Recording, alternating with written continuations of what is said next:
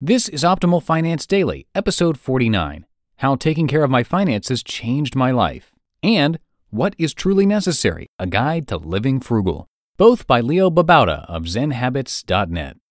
Get ready to maximize your potential with Optimal Finance Daily, the podcast that brings you the best content in personal finance 5 days a week. Your optimal life awaits. Now here's your host, Dan Warren. Hi everyone, and welcome back once again to Optimal Finance Daily. I'm Dan, the guy who was just told that his Donald Trump impression is not as good as he thinks it is.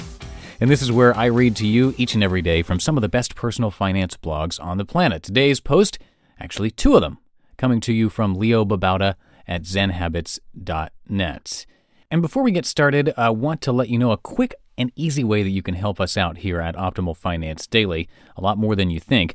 Simply subscribe to the podcast if you haven't done that already. Being a subscriber means that you will, of course, get the new shows automatically as we release them Monday through Friday.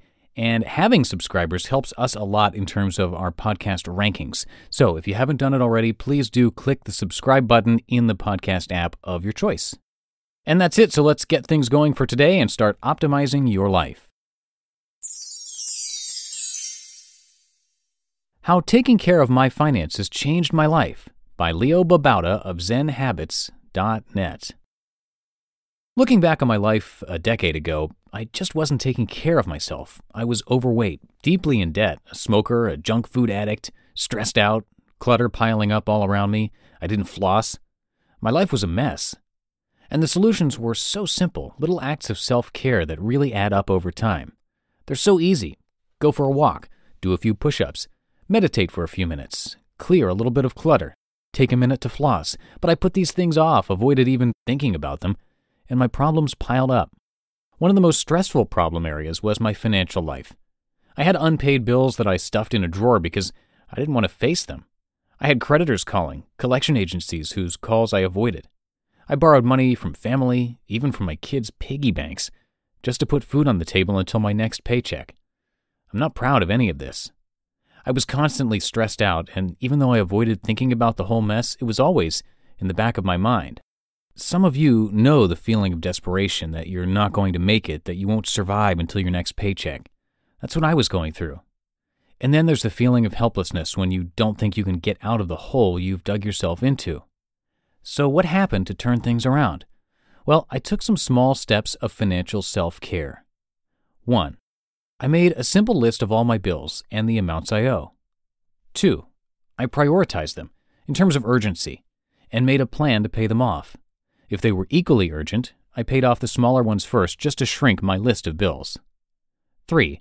I started canceling subscriptions and other payments I didn't really need. I eliminated all but the essential. 4. I started saving, even if it was just $20 a paycheck at first. 5. I started regularly reviewing and taking care of my finances weekly. 6. Eventually, I increased my savings and started investing as my debts became paid off. 7. I took on extra jobs to pay off debts faster. 8. I learned how to automate my finances so I didn't have to think about them as much. It was a slow process, but these small steps of self-care changed my life. Soon my debts became manageable and then became zero. My savings slowly grew, and then I transitioned to investing in low-fee index funds. My bills came under control, and I developed a fundamental financial safety that has been a keystone to my peace of mind in the last 10 years. It didn't happen overnight, but it did change, and I've been so much happier ever since. What can you do if you're in a similar situation? Start to see these simple financial steps as a part of taking care of yourself. Just as you take care of your hygiene, you should take care of your bills and savings. That doesn't mean you need to think about it every minute of the day or even every day, just regularly. Once you start this simple form of self-care, you'll be amazed at the changes you'll see. What is Truly Necessary? A Guide to Living Frugal, also by Babauta of ZenHabits.net. An ongoing quest for me, and one that I am renewing this year, is to eliminate all that is unnecessary from my life. Now, you might read this and think that I am cutting everything fun from my life, but that's not true. Let me explain. The first question in this quest, of course, is what does necessary mean? We must first examine what things are necessary, and the first question in this examination is necessary for what? What is the true aim? My answer, which will be different than others, is necessary for a happy life. This definition, then, would include many things besides the basics of clothing, shelter, and food. I might not need a good relationship with my wife in order to survive, but it is necessary for me to be happy in life, I've found. Same thing with my kids. To be happy, I must develop a good relationship with them, make them happy, and spend time with them. But that doesn't mean that anything I do with them counts as necessary. I can be happy with my children just by going to a free park. I don't need to buy them things all the time or go to costly entertainment like movies, the mall, or water parks. Similarly, we need to eat, but we don't need to eat junk food. True, you might say that sweets or French fries make you happy. Well, that's the key to this whole exercise. Do you really need something to be happy? And even more, do you need it on a daily basis, or can it be an occasional treat? Coffee and chocolate are two recent examples for me. I love both, a lot, but I am addicted to them because of the caffeine, and that makes me want them more than I really need them to be happy. So I'm trying to cut them out, at least for now. I think later, after I kick the habit, I can indulge in those things as a treat once in a while without lapsing into addiction. Other things I can cut out, except as treats. Going to movies. I rarely do this anymore. Sweets like pastries or baked goods or candies. Rarer now, but still a major temptation. Toys. Gizmos and gadgets that are a lot of fun, but not necessary, like an MP3 player. New books. I try to buy used now or trade them. Eating out. I've been trying to cut back, but still lapse more than I should. And some things that I need to think hard about. Cable internet. I have this at work. It's nice at home, but I'm not sure it's necessary. Cell phone. I don't need it too much. It's convenient, but it's rare that I really need it. On the whole, I've cut out a lot already, and I'm very happy with the simplicity I've created so far. I have a lot more to do, but it's the process that I enjoy, not the end product. You just listened to the posts titled How Taking Care of My Finances Changed My Life and What is Truly Necessary? A Guide to Living Frugal, both by Leo Babauta of ZenHabits.net.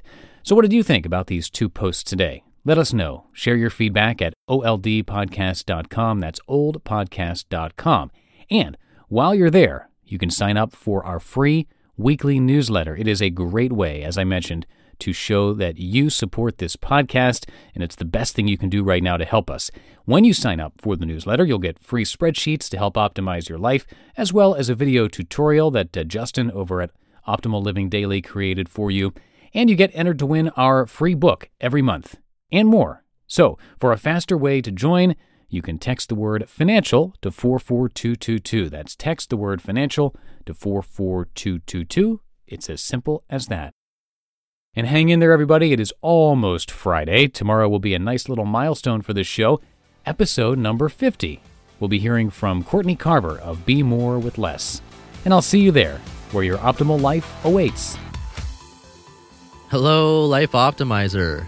This is Justin Malik, creator and producer of this podcast, but also Optimal Living Daily, the show where I read to you from even more blogs covering finance, productivity, minimalism, personal development, and more from amazing bloggers like Derek Sivers, Zen Habits, The Minimalists, and all the ones you hear on this show too.